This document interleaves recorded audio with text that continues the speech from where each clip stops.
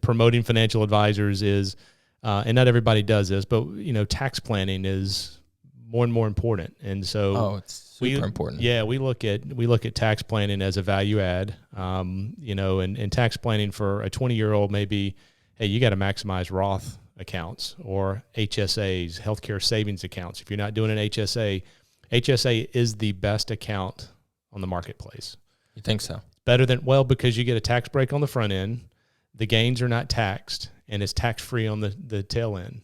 So there's not another account that does that. And if the best way to do this is if you can put money into it, and you can put up to like $7,200 per year.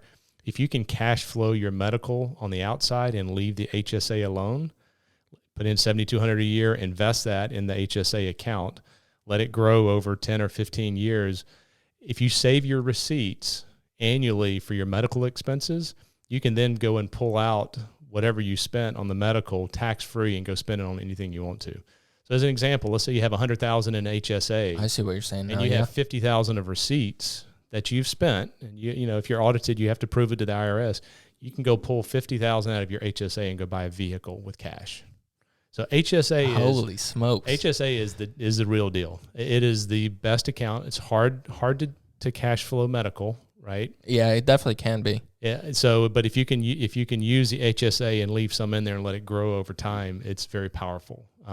So do you invest the HSA or do you let it sit in the, I guess, what does it sit in, like a money market account initially? Yeah, most companies make you keep it like $2,000 in cash because you have a debit card that you can then access it, and the rest of it can be pushed over into the investing side. Yeah, and for those who are listening and don't know what an HSA is, it's a health savings account. It's different from a FSA, which is a flexible savings account, which the FSA, it requires you to, it's a use or lose account. So at the end of the fiscal year, whatever that may be for you, you have to use everything that's in there for medical expenses. That's right. HSA, it accrues over time. You don't have to pull it out over time. That's right. I believe that HSA, you can invest in like retirement accounts. Yeah, you have mutual funds. Yeah, mutual funds. And you do have to use it for medical, but if you have cash flowed your medical and you have those receipts, you can then pull it out and use it for anything. That's ingenious. I never would have guessed that. That's holy smokes, because I have one and I was like, I just keep it in there. I don't have many medical bills, but right. It makes a lot of sense. I didn't know that. So you can just save your receipts over time and then eventually reimburse yourself for those receipts. That's right. You're basically just paying yourself back. That's right. So I will say that my wife has helped to gather these receipts over the years, and she told me the other day, she's like, "Do you know how much you've spent on dental?"